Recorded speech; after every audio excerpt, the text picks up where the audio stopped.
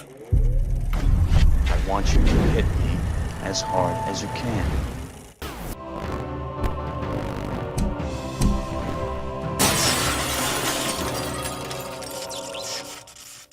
Welcome to Should I Watch, a series dedicated to revisiting great television shows that deserve your attention.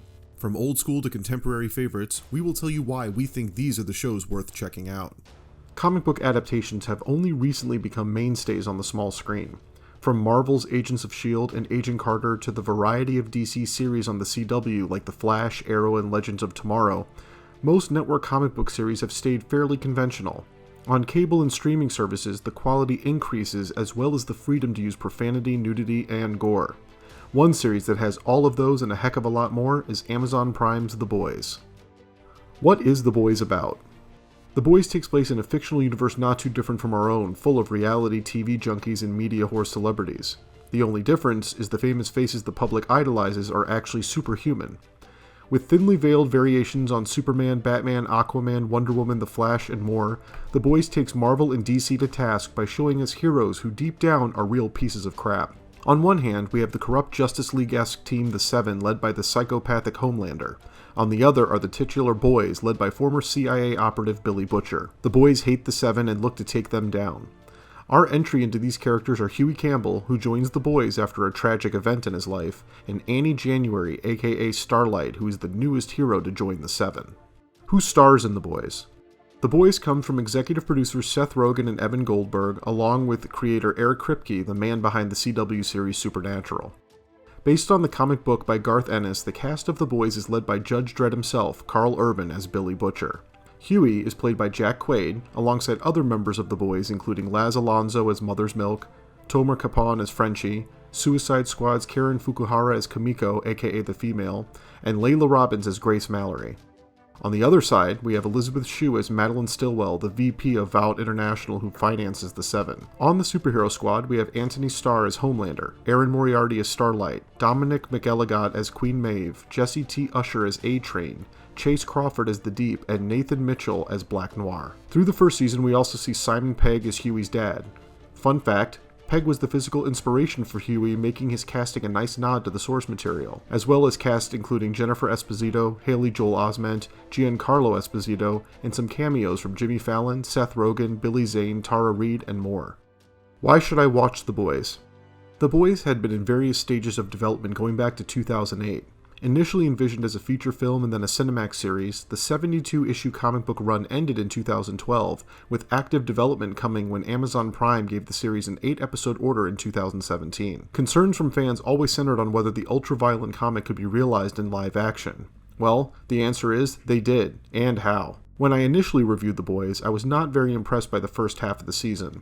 After watching the entire 8-episode run, I began to warm to the characters more and realized that what makes this series work is the talented and eclectic cast who bring this messed up world to life. The Boys is very much a caustic blend of Watchmen and The Tick. Amazon Prime recently rebooted their beloved Tick in live action, and the series felt more darkly humorous than the Fox version of the series. The Boys shares that sensibility and throws in some similarities to another superhero movie, Mystery Men, starring Greg Kinnear and Ben Stiller. Like Zack Snyder's seminal take on Alan Moore's Watchmen, The Boys gives us superheroes that are cracked, broken, bizarre, and nowhere near ideal. It also reminded me a lot of Mark Millar's Kick-Ass, especially when it comes to the violent on-screen antics of these beings. The Boys presents itself as a pitch-black comedy that circumvents the cliches of superhero stories by showing that they are really self-centered a-holes. Not Guardians of the Galaxy a-holes, but real pieces of shit. Our gateway into this world is Huey Campbell, played by Jack Quaid, an average guy who finds himself recruited by Billy Butcher to join the Boys in their fight against the Justice League Avengers like the Seven. We also follow Erin Moriarty as the Seven's latest recruit, Starlight, as she sees the true nature of the team that the world idolizes. As the storylines converge, The Boys never waste an opportunity to remind us that while these characters may look like Batman, Superman, Wonder Woman, or The Flash, they are definitely not. The Boys aims to hit all the right notes. It's full of hip songs, old and new, as well as some very cinematic moments. It's vulgar, violent, crude, and doesn't pull any punches. Director Dan Trachtenberg of 10 Cloverfield Lane never reaches the same cinematic heights of big-screen comic book movies, but he doesn't have to.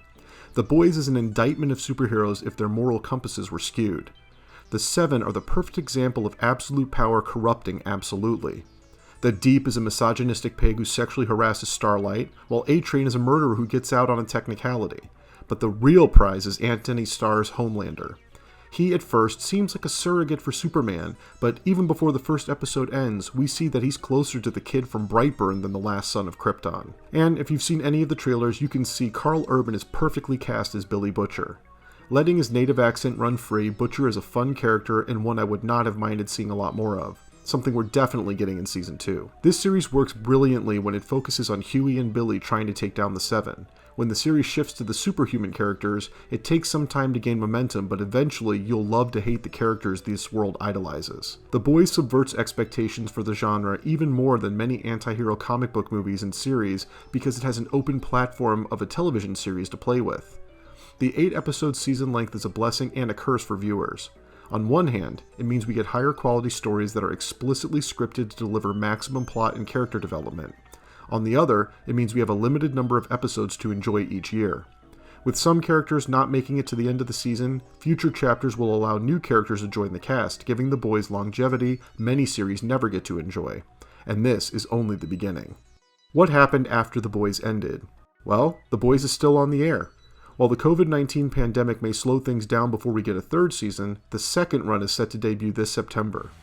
It may seem a bit early to be covering a show that's only run for 8 episodes, but there's such a dedicated fan base built in from the comic books and the singularly pitched black comedy of this property that you just have to check it out. If anything, The Boys proves what a proper adaptation of a comic book can look like. Comic creator Garth Ennis' other trademark series, Preacher, was adapted by AMC also by Seth Rogen and Evan Goldberg, but there were so many liberties taken with the source material that many die-hard fans tuned out. The Boys, however, has hewed closer to the pages of the comic, which will make fans happy, but there's just enough different to keep even the most avid reader on their toes. There are a lot of television shows out there that you could binge in quarantine, but The Boys is a great choice if you want to catch up quickly before new episodes air later this fall.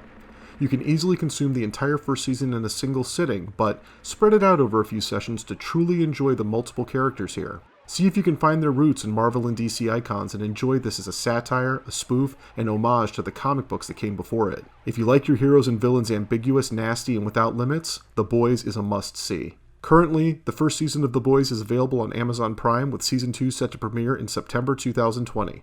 Thanks for watching and enjoy your new show. I'm Alex Mady with JOBLO.com.